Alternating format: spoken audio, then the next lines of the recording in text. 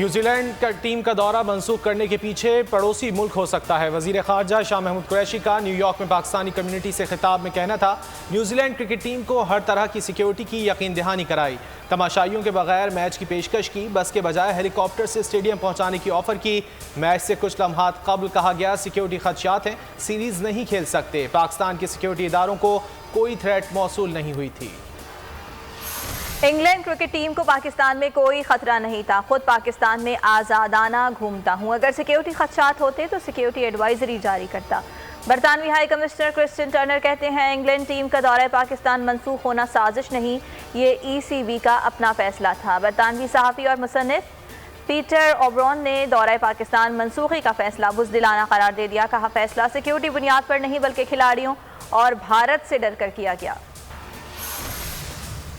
Neutral venue پر نہیں کھیلیں گے، جو نقصان ہوا دنیا کو بتائیں گے۔ چیئرمین PCB رمیز راجہ کا دو ٹوک موقف، آن لائن پریس کانفرنس میں کہا کہ ہمارے جذبات اور محنت کی بے قدری کی گئی، کسی صورت چپ نہیں رہیں گے۔ ہمیں ویسٹرن بلاک نے نقصان پہنچایا، ہم ایشین بلاک کے ساتھ تعلقات استوار کریں گے۔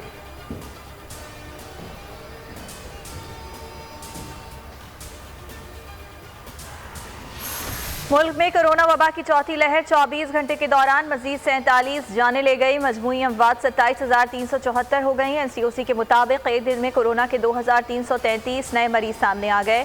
مثبت کیسز کی شرح 4.56% رہی۔ گزشتہ روز 51,139 کورونا ٹیسٹ کیے گئے۔ پڑوسی ممالک کو دیکھ کر طالبان حکومت کو تسلیم کرنے کا فیصلہ کریں گے۔ افغانستان میں جامع حکومت تشکیل نہ دی گئی تو وہاں خانہ جنگی ہوگی، سب کو ساتھ لے کر چلنے سے افغانستان میں پائیدار امن ممکن ہوگا۔ وزیر اعظم عمران خان کا برطانوی نشریاتی ادارے کو انٹرویو، کہا عالمی برادری کو طالبان کو مزید وقت دینا چاہیے، ان سے متعلق کچھ کہنا بہت جلدی ہوگا۔ طالبان حکومت کو تسلیم کرنے سے متعلق عمران خان کا بیان خوشائن قرار۔ بلاول بھٹو نے BBC کو انٹرویو دیتے ہوئے کہا پاکستان کے اندر بھی اتفاق رائے ہونا چاہیے، پاکستان کو شراکت داری پر مبنی افغان حکومت کے قیام کی حوصلہ افزائی کرنی چاہیے۔ افغانستان میں خواتین اور بچوں کے تحفظ کے لیے پاکستان کو اپنا کردار ادا کرنا چاہیے۔ سہیل شاہین اقوام متحدہ میں افغانستان کے مستقل مندوب نامزد۔ افغان وزیر خارجہ امیر متقی کا سیکرٹری جنرل اقوام متحدہ کو خط، UN اسمبلی سے خطاب کرنے کا مطالبہ، لکھا نئی افغان حکومت اقوام متحدہ میں اپنا موقف پیش کرنا چاہتی ہے۔ ترجمان اقوام متحدہ کا کہنا ہے طالبان کی نشست کے لیے درخواست 9 رکنی کمیٹی کو بھیج دی۔ ترک صدر رجب طیب اردوان نے اقوام متحدہ کی جنرل اسمبلی اجلاس سے خطاب میں مسئلہ کشمیر اٹھا دیا، کہا 75 سالوں سے جاری ظلم ختم کرنے کی ضرورت ہے، مسئلہ کشمیر کے حل کے لیے ترکی کشمیریوں کے ساتھ ہے، افغانوں کے ساتھ بھی اظہار یکجہتی، بولے 40 سال سے افغانستان کو تنہا چھوڑ دیا گیا، موجودہ حالات میں افغانستان کو عالمی برادری کے تعاون کی ضرورت ہے، فلسطینیوں کے حقوق کے لیے مہم جاری رکھیں گے۔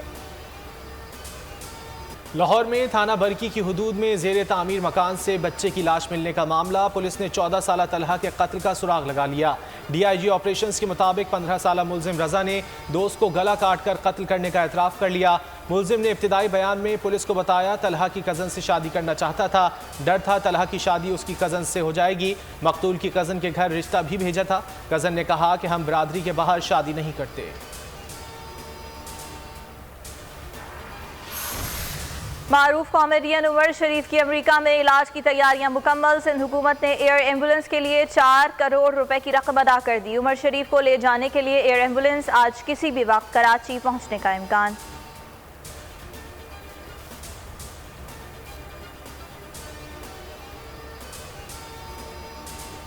اور لاہور سمیت پنجاب کے مختلف شہروں میں بارش، محکمہ موسمیات کی اسلام آباد، خیبر پختونخوا، سندھ، کشمیر، گلگت بلتستان اور بلوچستان میں بھی گرج چمک کے ساتھ بارش کی پیش گوئی۔ کراچی میں کل سے ہفتے تک ہلکی اور تیز بارش کا امکان۔ سبسکرائب کریں اور بیل دبائیں تاکہ کوئی خبر رہ نہ جائے۔